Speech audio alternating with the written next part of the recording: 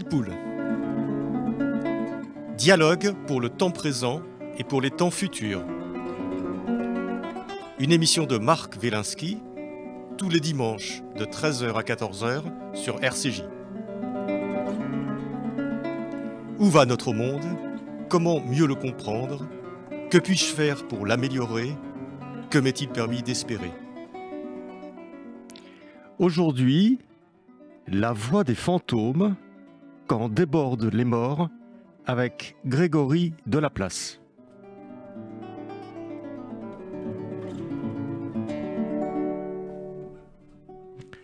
Nous nous plaisons à imaginer que les humains ont inventé les rituels funéraires pour arrêter d'oublier.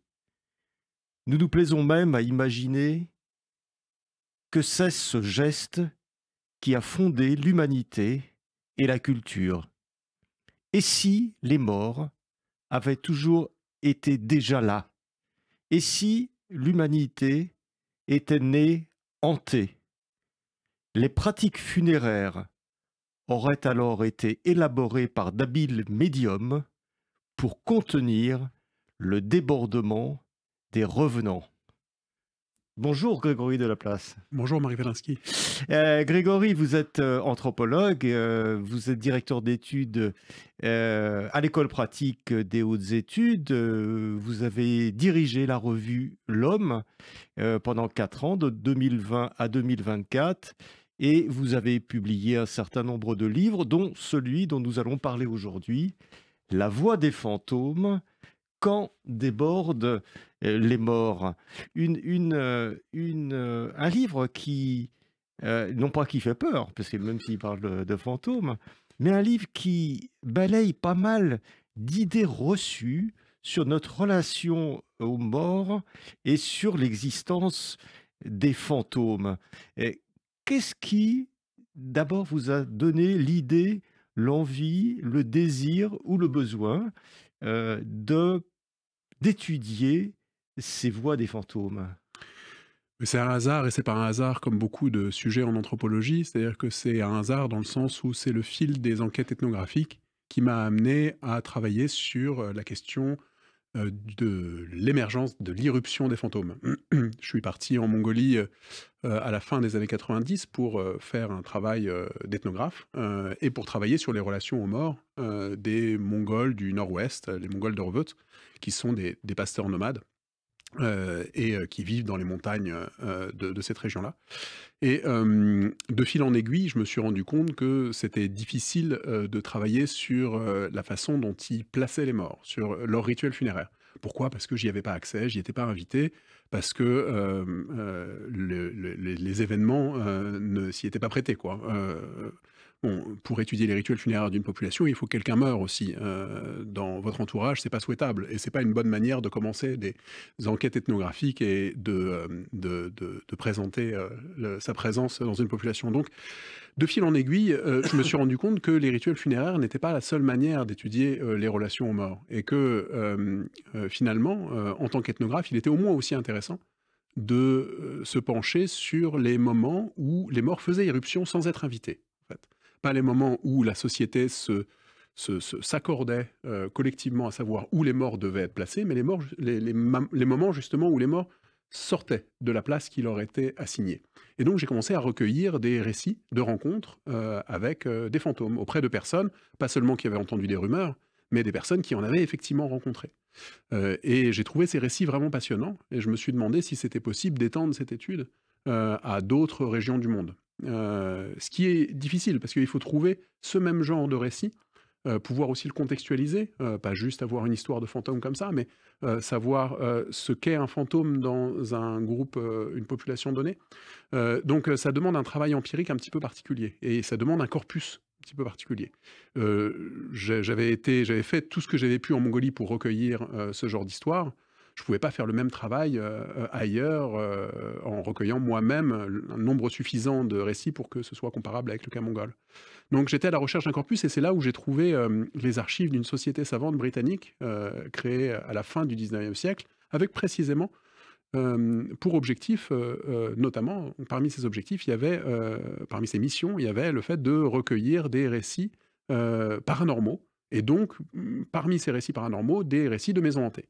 Et donc là, j'avais un corpus avec des témoins qui racontaient aussi avoir rencontré des fantômes, qui disaient, avec les mots de l'Angleterre du début du XXe siècle, qui racontaient ce qu'était l'irruption d'un fantôme.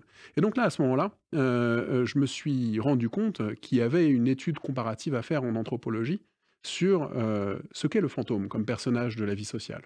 Et que c'était une étude qui n'avait pas été vraiment faite. Le fantôme était resté une sorte de note de bas de page des travaux sur l'anthropologie. C'était un à côté de travaux qui portaient plus volontiers sur les rituels funéraires, justement, ou sur Pourquoi? les Parce que conceptions de la mort. le fantôme n'était pas quelque chose de un objet d'étude assez sérieux pour les scientifiques, c'est Il y avait ça? de ça, en effet, surtout pour un ethnographe, pour un anthropologue, c'est un être qui, comment dire?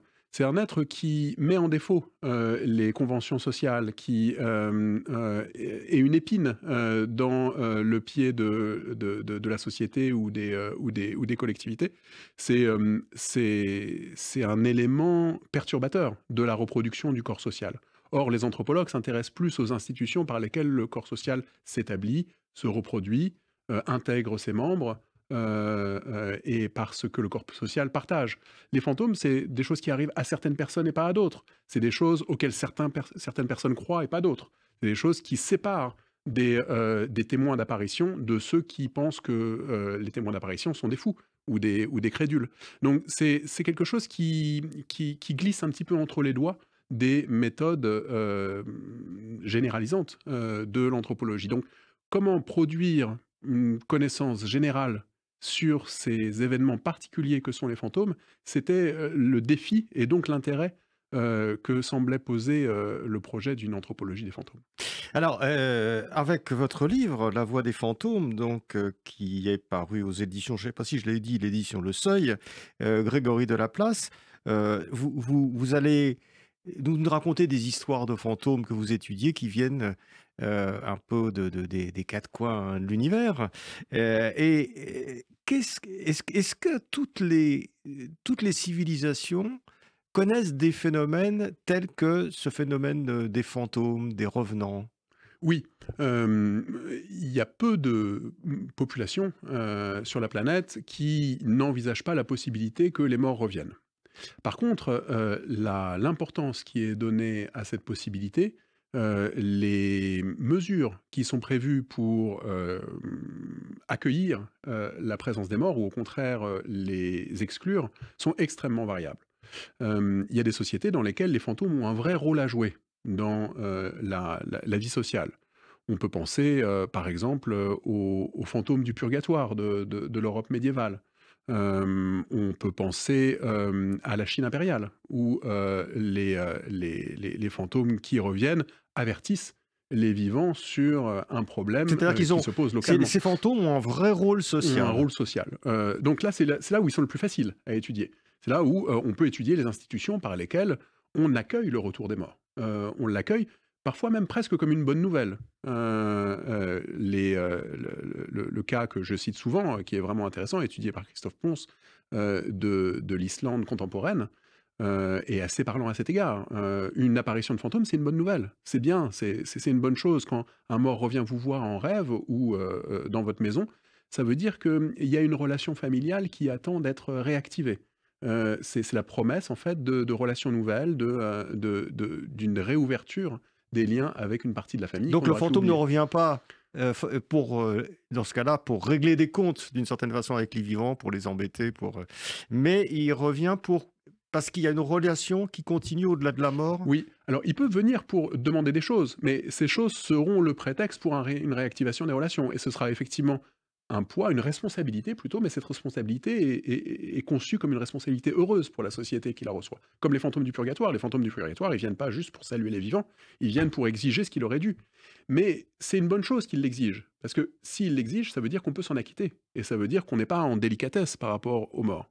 Il y a d'autres sociétés, par contre, dans lesquelles on ne veut pas entendre ce que les fantômes ont à dire. Donc on sait que c'est possible que les fantômes reviennent, mais c'est une perspective qu'on qu'on rejette et qu'on craint. Oui, parce qu'on est plutôt habitué, nous, à une légende ou une mythologie des fantômes où on a peur des fantômes, où ils reviennent, où on veut justement les exclure, où on veut les maisons hantées, etc. C'est des Ouais. phénomènes qui sont quand même, qui sont quand même extrêmement négatifs. Alors l'Occident est divers, l'Europe même aussi est diverse. Donc Il y a des beaucoup de exemples où on aime bien les fantômes en il y a Europe aussi? différentes populations. Je ne sais pas s'il y a des exemples où vraiment on aime les fantômes. Bon, déjà l'Islande est en Europe, mais il y a des. C'est plutôt que j'ai l'impression aujourd'hui.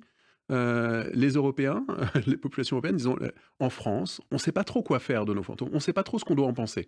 Est-ce que ça existe ou ça n'existe pas? Bon, déjà, on croit généralement que ça n'existe pas, mais en fait, on n'est pas tout à fait au clair avec cette idée, parce que on dit que ça n'existe pas, mais il continue d'apparaître.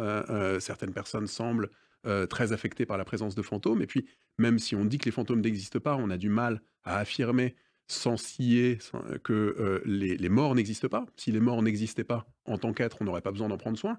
Les cimetières n'auraient pas lieu d'être, donc c'est bien qu'il y ait une certaine existence des morts. Donc si les morts existent, pourquoi les fantômes n'existeraient pas? Bref, on a des idées qui sont assez imprécises par rapport à ça. Et justement, on n'a pas de cosmologie vraiment partagée, instituée.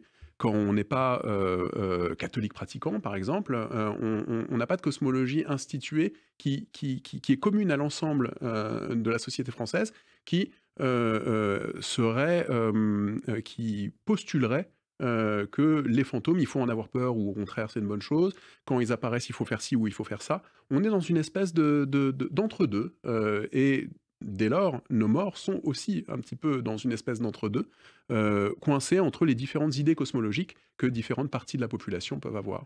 Et pourtant, en France, il y a des tas de médiums qui prétendent parler avec les Aussi, en morts. effet, c'est pour ça qu'il y a, Donc, si on parle avec les morts, c'est qu'ils ne sont pas tout à fait morts. Donc, voilà, c'est donc que c'est il y des, a, il y a c'est une que c'est des partie de la fantômes. population en France qui a des relations tout à fait riches et suivies avec leurs morts, mais on ne peut pas dire que ce soit une généralité en France, et ces médiums ne font pas non plus l'unanimité.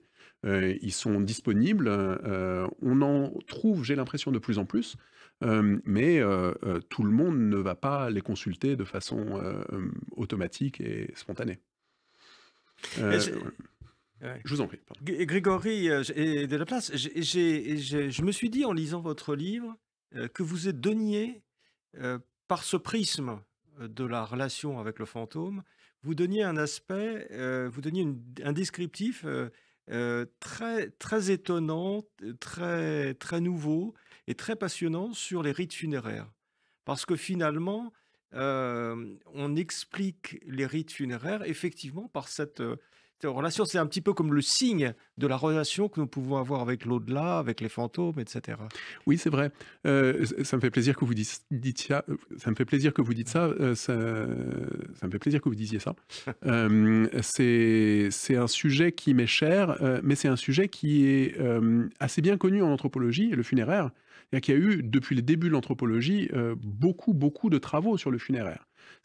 On connaît bien la diversité des rituels funéraires des sociétés humaines. C'est pour ça que pour revenir sur ce sujet, dans toute la première partie du livre, j'ai pas de mal à trouver des exemples. C'est plutôt choisir les exemples qui est difficile dans la diversité et la grande multiplicité des choses qui ont été écrites sur les rituels funéraires. Mais quand même, il y a quelque chose d'un petit peu frustrant dans la littérature sur les rituels funéraires. Elle semble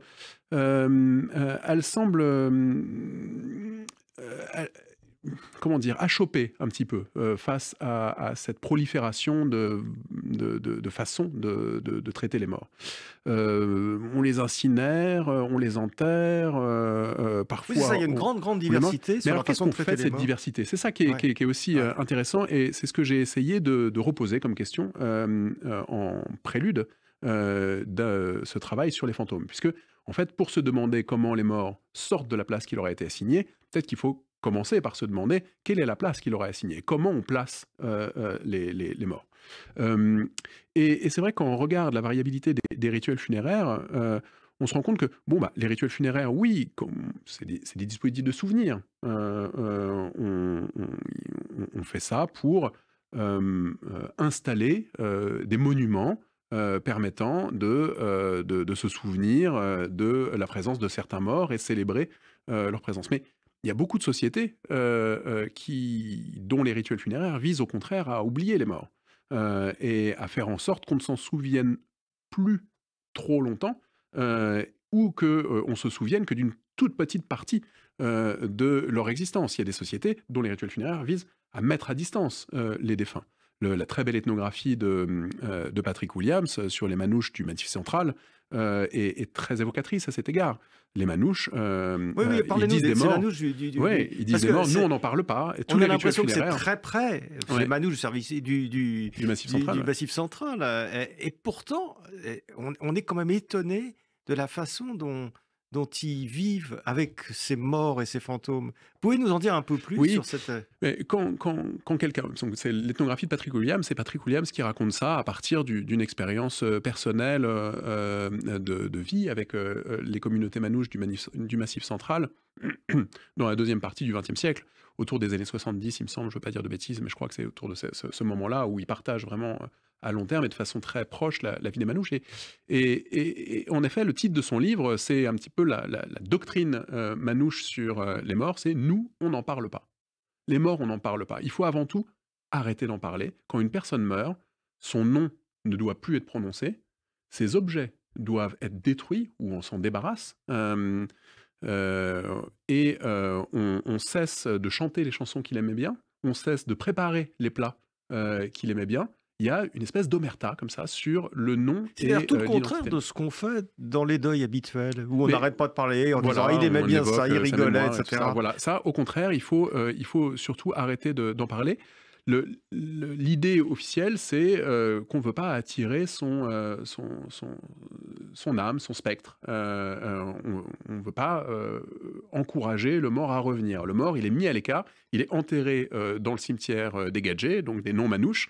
Ah, il n'est pas dans Il est dans le cimetière communal, dans le cimetière communal, au oui. milieu des Gadgets. Il n'y a pas de tentative. Donc le mort est exclu. Le mort est exclu. Le mort est exclu et même il mène une vie qui est presque inverse de celle des manouches. Il mène une vie sédentaire.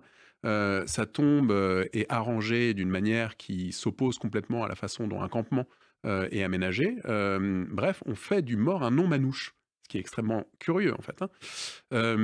Donc, Mais est-ce que c'est Grégory de Laplace? Parce que, d'une certaine façon, ce mort doit être exclu et qu'il nous fait peur, qu'on doit véritablement le mettre ailleurs, oui, quoi, les manouches l'exclure. diraient ça. Les manouches disent, ils semblent avoir très peur Ce de qui ce qu'ils paraît pas appellent très sympathique voilà, pour. semblent avoir très peur du moulot. Le moulot, c'est donc je ne sais pas si je prononce bien, mais le moulot, c'est le mort, donc l'âme du mort, et donc potentiellement par extension le revenant, qu'on veut empêcher de revenir.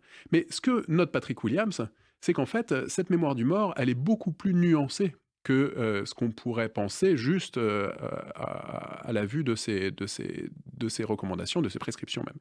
En fait, c'est les personnes les plus éloignées du mort qui doivent se retenir le plus de prononcer son nom ou d'évoquer sa mémoire. Surtout, en fait, après le décès. C'est-à-dire que juste après le décès, les personnes les plus éloignées du mort peuvent dire « Oh, bah quand même, cette personne, elle était bien et tout ça », mais c'est surtout avec le temps qu'il faut arrêter d'en parler. Par contre, les personnes proches, elles vont pas du tout en parler juste après la mort, mais au fur et à mesure recommencer à évoquer le souvenir. À refaire les plats qui étaient cuisinés, enfin appréciés par le défunt, à se resservir de certains objets qu'ils avaient quand même gardés et qu'ils avaient sortis de l'usage quotidien.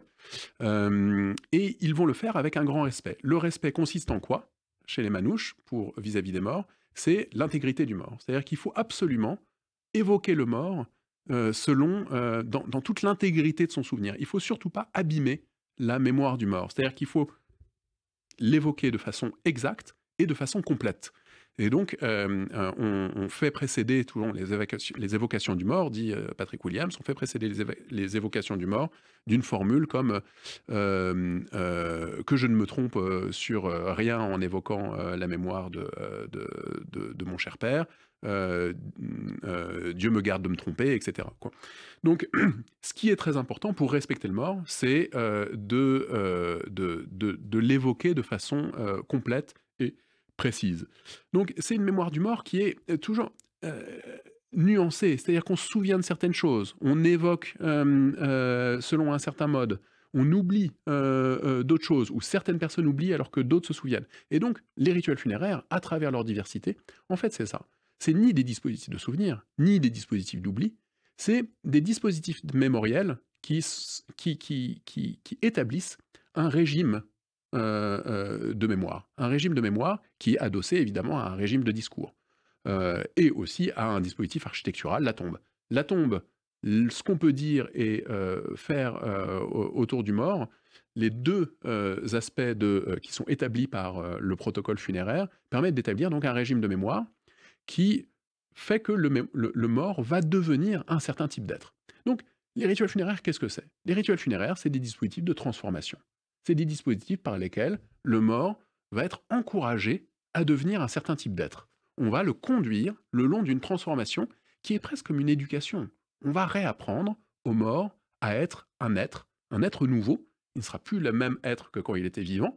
Il va devoir apprendre à s'exprimer, à intervenir dans la vie sociale des vivants d'une manière qui sera conforme à ce que les vivants attendent. Parce que les rituels funéraires sont donc des dispositifs qui visent à transformer le mort pour le mettre au service de la société des vivants, pour faire en sorte qu'il contribue efficacement aux besoins des vivants. Alors c'est très intéressant de voir ça, Grégory Delaplace, dans votre livre, hein, la Voix des fantômes.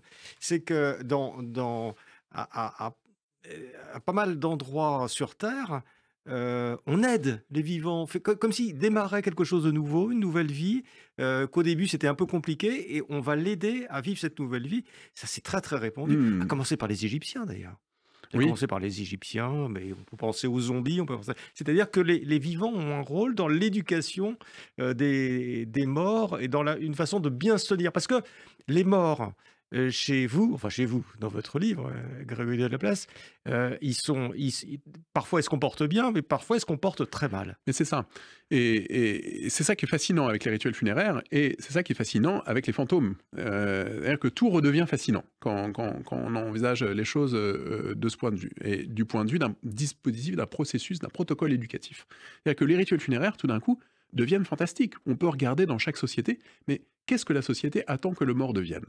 Et quels moyens met-elle en œuvre cette société pour faire en sorte que le mort devienne ce qu'il est censé devenir, devienne quelque chose qui soit bénéfique pour les vivants. Les vivants vont s'efforcer d'encourager le mort à devenir un certain type d'être et plutôt qu'un autre. Mais en effet, quels que soient les efforts qu'ils déploient pour fabriquer le mort comme un certain type de partenaire, comme un certain type d'interlocuteur, rien ne dit que le mort s'y conforme toujours. C'est un petit peu dans n'importe quelle situation d'éducation, c'est un petit peu comme avec les enfants. On a beau en fait nourrir tous les espoirs du monde pour que son enfant devienne exactement le genre d'être qu'on a envie qu'il soit. Bon, quelquefois ça marche, la plupart du temps ça marche, et on a des relations tout à fait constructives, cordiales et soutenues avec ses enfants. D'autres fois, ça ne fonctionne pas, et l'enfant devient quelque chose, un adulte très différent que ce que les parents avaient souhaité au départ. Donc, pour les morts, c'est évidemment un petit peu différent, parce qu'on n'a pas des contacts aussi suivis avec ces morts qu'avec les êtres vivants que sont les adultes, enfin les enfants devenus adultes. Mais il y a quand même quelque chose de cet ordre-là. On va encourager les morts en tant qu'êtres à devenir un certain type d'interlocuteur, et ensuite, les résultats seront mitigés, c'est-à-dire que la plupart du temps, les morts vont répondre aux attentes, mais d'autres fois, ils vont faire défaut. C'est-à-dire que on voudra qu'ils disparaissent, ils vont pas disparaître, ils vont revenir, ils vont s'entêter à venir nous demander des choses qu'on n'est pas disposé à leur donner, ou alors on voudrait qu'ils apparaissent à certains moments de la vie sociale et qu'ils contribuent, qu'ils fassent leur part, et en fait ils vont pas venir, ils seront pas là, et les médiums auront beau essayer de faire se manifester leur présence, ils manqueront à l'appel. Et d'autres fois, dans un troisième cas de figure encore, troisième type de malentendu, de décalage, on espère que les morts se manifestent d'une certaine façon, et ils vont se manifester d'une manière complètement discordante par rapport à nos attentes.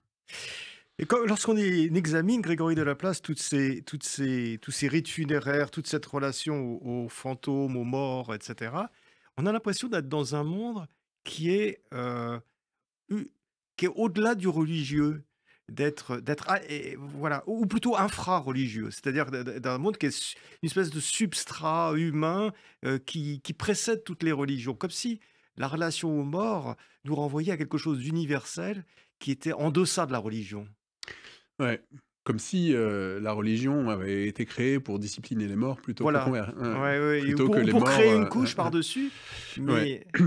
mais Mais c'est en effet, c'est possible. J'irais en fait dans la même direction que vous. C'est-à-dire que, on a l'impression, à voir cette variabilité, de manière dont les vivants s'efforcent donc de transformer les morts, de les domestiquer et dans la variété des manières dont les morts ne se laissent pas domestiquer, que, en effet, les vivants, à travers les cultures, et que, en fait, les cultures sont, tout autant de moyens, mis en œuvre, pour faire en sorte que les morts se tiennent en place. Mais que la condition première, presque, des morts, la condition de base, des morts, c'est d'être des êtres intempestifs, de ne pas tenir en place. Les morts, ce sont, des êtres qui nous reviennent, et dont on essaye d'organiser les retours, en fait. C'est ce que suggère, à mon avis, le travail ethnographique comparatif, d'une anthropologie des fantômes.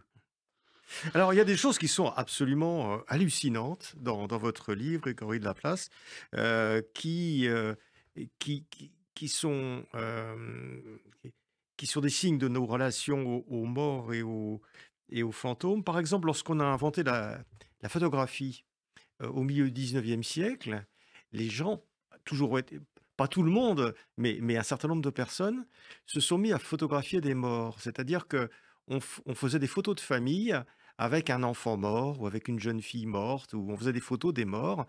Et ça, on est fasciné parce qu'on a des séries de photos en Angleterre, aux États-Unis, en France aussi d'ailleurs, un peu partout. Et comme si cette technologie avait été d'une certaine façon intégrée pour poursuivre cette relation aux morts, aux fantômes, etc. Comment est-ce Mmh. qu'on peut interpréter ça nous paraît gore maintenant quand même de faire une photo avec un mort. Ouais, ouais, ouais, et pourtant c'est vrai que c'est, quand on se met dans la position, des Européens et des Américains, en fait, surtout, de la fin du 19e, enfin, en fait, du milieu du 19e qui faisait ça, ça semble assez naturel. C'est-à-dire que c'est une bonne manière de conserver quelque chose du mort avant qu'il disparaisse complètement. C'est une pratique, en effet, qui était, très courante, donc, autour de 1850, aux États-Unis. Elle a Et on lui été fait prendre des bien pauses aux documentée. morts, Oui, oui, c'est-à-dire tout que à fait. comme s'il Et il y était avait des vivant. photographes spécialisés pour ça, c'est-à-dire qui Ouais. étaient connus pour, savoir bien manipuler les défunts juste après leur mort, leur faire prendre des poses, les maquiller, d'une manière qui évoquait, ce que, les commanditaires, les clients, voulaient que ça évoque. Soit, le sommeil, soit au contraire, l'éveil et la vie, en fait, tout simplement. Donc le mort pouvait être maquillé en dormant, en dormeur ou en dormeuse. On l'allongeait sur le lit et, en lui fermant les yeux et en maquillant, en lui donnant une pose, assoupie, on pouvait faire en sorte de figurer le mort comme, assoupi. Mais, d'autres images plus déstabilisantes, et j'en donne, un exemple dans le livre, figurent le mort plutôt, comme s'il était vivant. Mais pourtant avec les signes qui montrent que, le mort, la morte en l'occurrence, est effectivement morte. Et donc on se demande ce que sont ces objets. C'est-à-dire que garder un signe, d'une trace, du mort, après sa mort, on peut le comprendre. C'est comme garder une mèche de cheveux. C'est étrange, mais ça reste quelque chose qui, appartient encore un petit peu à la vie et qu'on a réussi à arracher, à la mort et à la disparition. C'est un geste, comment dire? C'est un geste d'attachement presque désespéré, mais c'est un geste qu'on peut comprendre. Par contre, figurer un mort comme s'il est vivant, tout en rappelant qu'il est mort, c'est un paradoxe qui est très étrange. Et on peut s'attarder effectivement sur le fait que la photographie permet ce genre de condensation, permet de montrer à la fois la réalité d'une trace de quelque chose qui a été effectivement là, mais de montrer aussi un potentiel. Le fait que ce qui a été pourrait se décliner différemment. Donc on a cette femme qui est photographiée comme étant à la fois morte et vivante. Et effectivement, c'est ça, le souvenir d'un mort dans les premières années de la disparition d'une personne. La personne est morte, on ne peut pas le nier, mais elle est quand même vivante sous plein d'aspects, puisqu'elle est vivante autour de nous, elle est vivante dans le souvenir qu'elle laisse. Et donc cette photo permet de donner une matérialité à cette ambiguïté du souvenir du mort, qui n'est ni une chose ni l'autre. Mais ça, ces photos de défunts, ça a disparu, hein? Oui, alors ça n'a pas disparu partout. C'est-à-dire que j'ai des amis qui m'ont avoué l'avoir fait pour eux. Donc c'est la pratique officielle qui a disparu. Ce que je voulais dire, oui, c'est ce fait historique curieux, c'est que à cette époque-là, aux États-Unis, ça suffisait. Il y avait certains studios photos qui pouvaient tourner exclusivement Oui, c'est ça, il y en avait qui étaient spécialisés dans les photos de mort. dans la photo de mort. Dans les années 1860, 70. Ouais, c'est ça, du 1850, 1860. Ouais. On pouvait ne faire que des photos de mort et on avait un fonds de commerce quand on était photographe. Moi, j'ai pensé aux à quelque États-Unis. chose en lisant ça, à ce passage de votre livre, Grégory de Laplace. Et je me suis dit, parce que je me suis demandé pourquoi ça avait disparu, je me suis dit que peut-être que l'arrivée de cette technologie a tellement séduit ou tellement fasciné les gens qu'ils se sont dit, ça y est, on va faire ça, on va continuer à vivre avec les morts. Et puis nous, on est habitués, 150 ans plus tard, on est habitués à la vidéo, etc. Ouais. Et que voilà, on l'intègre plus de cette façon, mais que ça donne une idée de ce que pouvait être pour ces gens-là l'arrivée de la photographie. Oui, tout à fait. Mais on vit un petit peu la même chose avec l'arrivée de l'intelligence artificielle. Tout d'un coup, avec l'arrivée de l'intelligence artificielle, on se dit, on va pouvoir garder la présence de nos morts auprès de nous grâce à C'est cette ça, on va pouvoir intelligence garder la artificielle. voix, même la façon de penser. Même la façon de penser. Nicolas Nova, qui vient de nous quitter tragiquement, qui est mort le 31 décembre d'un arrêt cardiaque, très jeune, venait de faire un livre qui s'appelle Persistance du merveilleux, qui est un livre superbe qui documente précisément ça. La façon dont le merveilleux est tissé dans les nouvelles technologies, pas seulement aujourd'hui, mais depuis leur développement, et que les fantômes sont partie prenante en fait de toute nouvelle technologie au moment où elle s'installe.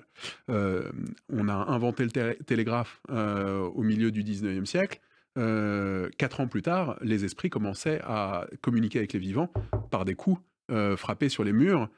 Qui évoquait le télégraphe. On a inventé, comme le télégraphe. Tout à fait. On a inventé la radio et quelques années plus tard, on a cherché les messages des morts dans les espaces entre les stations, vous savez, où le bruit blanc semble quelquefois s'érailler et délivrer des messages qu'il faut décoder. Et donc on a cherché des médiums, on cherchait dans ces espaces de bruit blanc la communication des morts, la télévision et ensuite l'informatique et l'intelligence artificielle sont tissés de part en part d'un usage merveilleux qui contredit complètement l'idée qu'il y aurait un désenchantement du monde. Le monde n'a jamais été désenchanté, et surtout pas par les nouvelles technologies.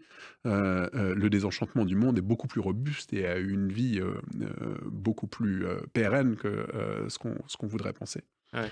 Mais il y a c'est en fait l'univers technologique qui vient alimenter à chaque fois quelque chose qui est ancré en nous de façon très profonde, qui est cette relation aux fantômes. Ouais. Grégory de Laplace, est-ce que vous croyez aux fantômes? Mais en tant qu'ethnographe, je dois surtout éviter de me poser la question. C'est-à-dire que, en tout cas, je dois éviter de donner une réponse définie, puisque je dois restituer avec une égale impartialité. Mais en tant que Grégory de Laplace, personnel, qui a travaillé toutes ces années qui a travaillé toutes ces années à l'étude de ces fantômes, à l'étude de ces rituels funéraires. Mais plus on travaille une question, plus elle devient complexe. Donc, est-ce que moi je crois aux fantômes ou non? Oui et non. C'est-à-dire qu'il n'y a plus d'alternatives possibles. Surtout, il n'y a plus de. Il est de moins en moins intéressant de choisir entre une de ces deux options. C'est-à-dire que les fantômes sont une réalité sociale, humaine, indéniable. Ce serait très peu professionnel et j'aurais très peu appris de choses, ce serait très peu professionnel de ma part et j'aurais très peu appris de choses dans mon travail si je rabattais là les fantômes à un problème individuel de certaines personnes ou à une espèce de maladie de la culture qui surviendrait à certains moments de l'histoire de certaines civilisations. Les fantômes sont un fait humain, indéniable. Les fantômes sont avec nous, quels que soient les moyens culturels qu'on essaye de mettre pour arranger leur présence. Donc, les fantômes existent.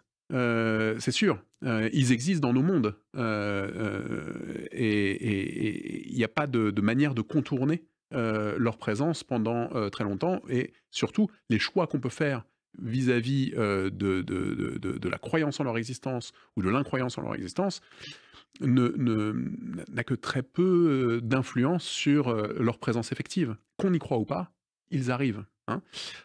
Par contre, est-ce que je crois au retour des morts sous une certaine forme? Non. Mes idées cosmologiques sont de plus en plus vagues au fur et à mesure que je me nourris de la variabilité des façons dont les humains se confrontent avec ce problème. Donc le problème est réel, la forme qu'il prend et les contours que peuvent avoir les fantômes dans leur concrétude, ça, je crois rien de particulier par rapport à ça. Je crois à leur existence, je ne crois pas à aucune des manières dont on peut penser qu'ils existent. Vous voyez ce qui est intéressant, c'est que dans l'anthropologie des religions, on pose jamais cette question à quelqu'un qui travaille sur une religion, par exemple. Quelqu'un qui travaille sur l'anthropologie du christianisme, on lui demande jamais s'il croit en Dieu, en fait. Parce que peu importe qui croit en Dieu ou pas, il fait son travail d'anthropologue du christianisme. C'est intéressant que pour des objets comme les fantômes, par contre, ce soit une question qui, effectivement, m'est souvent posée. Est-ce que vous croyez aux fantômes? Comme si ma réponse, en fait, conditionnait l'attention qu'on portait ou non à mon discours, et le camp dans lequel je serais ou non. Or, on peut travailler sur des objets de croyance sans avoir une idée ferme de ce qu'on croit soi-même, ou en ayant une idée ferme de ce qu'on croit soi-même. En fait, peu importe. Ouais. Alors, Grégory de Laplace, on est confronté lorsqu'on étudie les fantômes, les rites funéraires, etc., à une espèce de... On est tout le temps en train de faire des sauts entre l'universel et le particulier. C'est-à-dire qu'il y a comme vous l'avez dit, il y a une universalité d'abord des rites funéraires, il y en a partout sur toute la Terre, il y a une universalité de la relation avec les morts, de la relation du fantôme, etc. Et puis dès qu'on commence à creuser un petit peu, là on s'aperçoit qu'il y a des particularités qui sont et des choses qui sont extrêmement différentes d'une culture à l'autre, d'une époque à l'autre, etc. Et même à l'intérieur d'une société, on est dans un monde où l'individualité a son importance. Oui, vous avez tout à fait raison.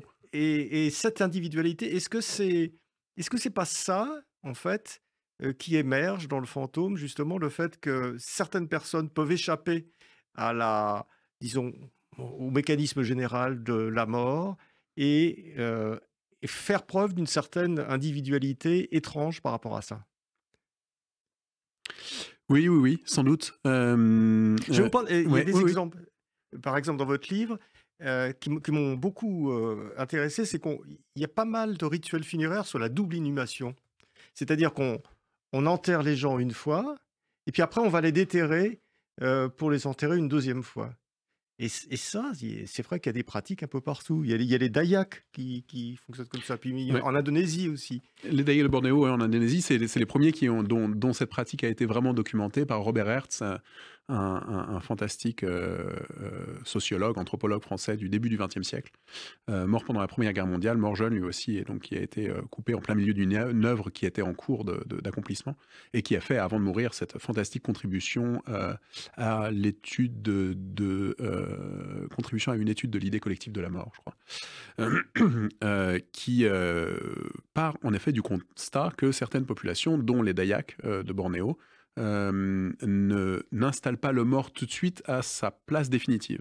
Ils vont d'abord l'installer à une sépulture provisoire, dans une sépulture provisoire, puis, comme vous l'avez très bien décrit, vont le déterrer et ensuite faire un grand rituel collectif, c'est-à-dire qu'ils ne vont pas seulement déterrer un mort, ils vont déterrer tous les morts récents faire un grand rituel collectif, décorer les eaux, les parer de bijoux, faire un grand festin, très cher, et à travers cette grande fête, installer les morts, les ossements donc, de tous les morts récents au milieu du village.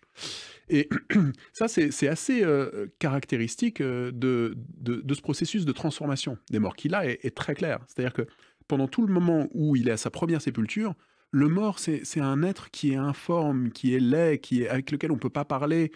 C'est un mort inéduqué, c'est un mort dont on ne peut rien faire. Tout l'objectif, toute la visée des secondes funérailles, c'est justement de parvenir à un mort éduqué, à un partenaire socialisé de relations qui vont dès lors pouvoir être constructives sur le plan de la reproduction du collectif. Le mort, c'est un peu celui qui sort de ça, qui renonce ou qui refuse de rester en place et de suivre les codes qu'on veut lui inculquer. Et là, en effet, vous avez raison, c'est très juste. Les fantômes nous mettent face à un écartèlement entre l'universel et le particulier. C'est-à-dire qu'à la fois, c'est un fait universel, et le fait que les morts reviennent, c'est un fait qui se passe toujours un petit peu de la même manière. Les spectres se présentent un petit peu sous la même forme, en tout cas sous une forme relativement comparable en Amazonie ou dans l'Europe médiévale. Il y a des différences, bien sûr, mais ce n'est pas des différences qui sont diamétrales, contrairement aux rituels funéraires. Entre les cérémonies cannibales des Wari du Brésil occidental et le culte des ancêtres de la Chine médiévale, il n'y a rien à voir. Par contre, aux deux endroits, les fantômes se manifestent un petit peu de la même manière. Donc il y a un universel qui est extrêmement saisissant, mais comme vous l'avez dit aussi, il y a une dimension irréductiblement particulière dans l'expérience du fantôme. Donc, ce que les fantômes mettent... Il y a des morts qui ne veulent pas disparaître. Il y a des morts qui ne veulent pas disparaître. Et ce que les morts mettent en défaut, c'est la généralisation. C'est justement ce qui pourrait se loger et organiser cet écart entre l'universel et le particulier. C'est cette voie dans laquelle on pourrait ordonner la réalité selon des grands ensembles. Par exemple, des grands ensembles ontologiques, en disant « Ah bah, les animistes, ils ont un certain type de fantômes. Les analogistes, pour reprendre les catégories de Philippe Descola, les analogistes, ils ont un autre type de fantôme. Ça, c'est très difficile à faire, on n'y arrive pas, parce que à chaque fois, on est tiraillé entre un universel qui met tout le monde sur le même plan et un particulier dans lequel une expérience du mort qui revient est irréductible. Et c'est ça les difficultés, et c'est ça qui était le défi d'une anthropologie des fantômes, c'est d'arriver à produire un discours général qui trace une voie entre ce constat d'universel et cet écueil du particulier. Ouais. Et cette généralité, je pense pouvoir la trouver, en tout cas c'est ce que je propose, dans la figure du débordement. C'est-à-dire que les morts sont comparables dans la façon dont ils débordent des attentes qui sont formulées à leur égard. C'est-à-dire ils sont au-delà de ce qu'on attend d'eux. Ou plutôt, ils sont à côté. Ils sont à côté de ce qu'on attend d'eux, donc les fantômes se définissent aussi par ce qu'on attend d'eux, et par la façon dont ils se dérobent à des choses qui seraient attendues d'eux. Donc, en raccrochant les fantômes aux exigences que formulent les funéraires, on arrive à comprendre un petit peu mieux ce qu'ils sont en tant qu'êtres, de manière générale, justement. Ce sont des êtres intempestifs qui se dérobent à ce protocole funéraire qui est un protocole, comme on l'a dit tout à l'heure, un protocole d'éducation. C'est des êtres intempestifs qui refusent d'être éduqués comme on aurait souhaité qu'ils le soient. Grégory de Malpasse, est-ce que vous continuez à travailler actuellement sur ces thèmes, ou est-ce que vous les avez abandonnés pour d'autres Alors, je les ai... C'est-à-dire que le prolongement de mon travail se situe plutôt dans la magie, la question de l'action à distance, en fait. C'est ce sur quoi je travaille aujourd'hui. Si j'ai hésité dans ma réponse, c'est que je travaille toujours un petit peu sur les maisons hantées, mais sur d'autres types de maisons hantées qui... Vous allez en visiter alors non, j'en visite pas trop, parce que je suis très peureux, mais surtout parce qu'il y a toujours ce fonds d'archives fantastique de la Société pour la recherche psychique, cette société britannique, dont les archives sont très riches et dont j'ai pas du tout fini l'exploration. Pourquoi les Britanniques pourquoi est-ce que cette culture anglo-saxonne a adopté ce fantôme sous les auspices très particuliers de la maison hantée? C'est-à-dire ce fantôme qui habite quelque part, d'une certaine façon. Je n'ai pas de réponse très satisfaisante, mais pour avoir vécu pas mal en Angleterre, il y a un sens de la domesticité en Angleterre et un investissement de la domesticité qui fait que les perturbations domestiques sont extrêmement bonnes à penser. Ah. Les Anglais, je pense, sont des gens qui aiment beaucoup leur chez-soi et donc sont très soucieux des perturbations qui peuvent traverser leur chez-soi, justement, et leur sentiment d'appartenance à un espace domestique parfaitement englobant. Grégory Delaplace, merci en tout cas d'être venu nous parler. Vous reviendrez nous parler des maisons hantées et de la magie. Je rappelle votre livre, hein, donc La Voix des fantômes, quand débordent les morts. Fascinante étude sur la relation aux morts, la relation aux rituels funéraires et la relation aux fantômes, paru donc chez Seuil. Merci d'être venu à Pile Poule, Grégory. Merci Marc.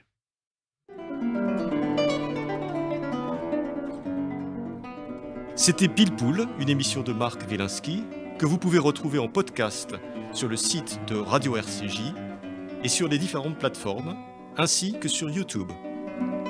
À dimanche prochain, 13h.